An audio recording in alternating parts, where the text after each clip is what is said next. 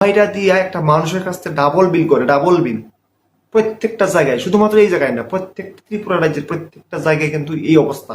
প্রত্যেকটা জায়গায় কিন্তু এরকম বিভ্রান্তিকর সৃষ্টি করতেছে এরকম ইলেকট্রিক ডিপার্টমেন্ট। ভাওতাবাজি তারা অনলাইন সিস্টেম করছে, অনলাইন সিস্টেম, নিজেদের সিস্টেমে ঠিক নাই। আর দিনের বেলা তো 32 বার কারেন্ট যাইবো, আর রাত্রে লো ভোল্টেজ ফ্যান ঘুরে না, রাত্রে হইলে লো ভোল্টেজ ফ্যান ঘুরে না। আবার তারা ইও মিটার, স্মার্ট মিটার, তারা স্মার্ট মিটারের নামে বা অনলাইনের নামে এই ত্রিপুরা রাজ্যে বিদ্যুৎ বিভাগে যে লুটপাট হইতেছে, সেই লুটপাট কিন্তু অবশ্যই বন্ধ করা দরকার এই মুহূর্তে। সেটা সহ্য করার মতো না, অতিরিক্ত হইতেছে, অতিরিক্ত সেটা লুটপাট। 500 টাকা লইয়া আমি ইলেকট্রিক অফিসে গেছিলাম রিচার্জ করার লাগিয়া। এই 500 টাকা দেওয়াতে তারা আমারে কয়, তোমার তো 500 টাকা রিচার্জ হইতো না। আমি কই, কেন?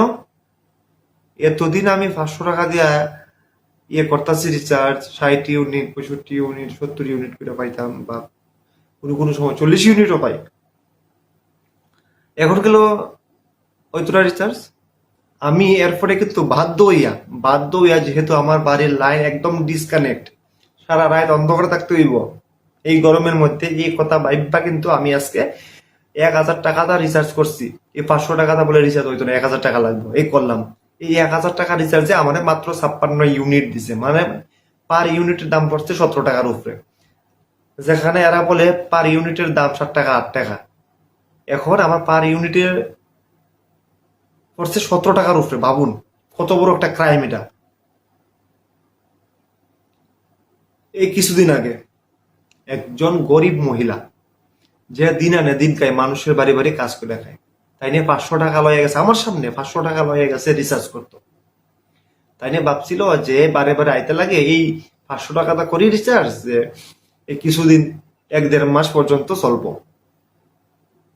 তাই নিয়ে 500 টাকা রিচার্জ করার পর জানেন কত দিছে তাই নিয়ে? মাত্র 7 ইউনিট, মানে 7 ইউনিট ওয়াইজ তাই নিয়ে।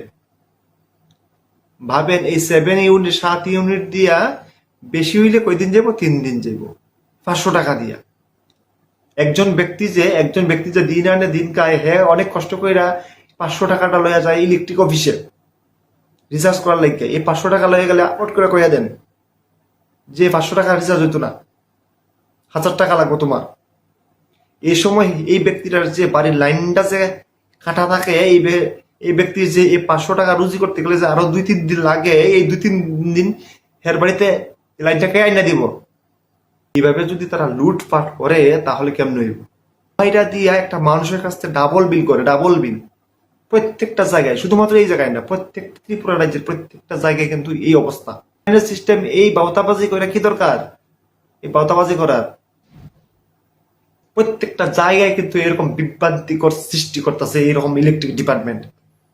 ভাওতাবাজি তারা অনলাইন সিস্টেম করছে, অনলাইন সিস্টেম, নিজেদের সিস্টেমে ঠিক নাই। আর দিনের বেলা তো 32 বার কারেন্ট যাইবো, আর রাত্রে লো ভোল্টেজ ফ্যান ঘুরে না, রাত্রে হইলে লো ভোল্টেজ ফ্যান ঘুরে না। আবার তারা ইও মিটার, স্মার্ট মিটার, তারা যেখানে 500 টাকা দা আমি 50 ইউনিট, 60 ইউনিট পাইতাম, আজকে 1000 টাকা দা এই করছি রিচার্জ, মাত্র 56 ইউনিট, পার ইউনিটের দাম পড়ছে 17 টাকা। কত বড় একটা ভাওতাবাজি, চিন্তা করেন এটা একটা। আমি বলবো এইসব ফ্রড, ভাওতাবাজি অবশ্যই বন্ধ করা দরকার। আর একটা কথা, এই 500 টাকা ধরুন আমি রিচার্জ করি, প্রতি মাসে মাসে ইউনিট কেন সেম দেওয়া হয় না? এই জিনিসটা আমার প্রশ্ন। এই আমরার উপরে যদি এরকম লুটপাট করা হয়, সেটা কিন্তু একদম ঠিক না। সামান্য বাড়িঘরের লাইনে যদি এরকম ইউনিট দেওয়া হয়, আর যারা কমার্শিয়াল লাইন, তারার অবস্থাটা একবার ভাবুন, চিন্তা করুন কিতা হইব। একবারে চুষা লাইব পুরা, তারারে একদম চুষা লাইব। আমি কমু এইসব বাউতাবাজি কিন্তু খুব শীঘ্রই বন্ধ হওয়া দরকার।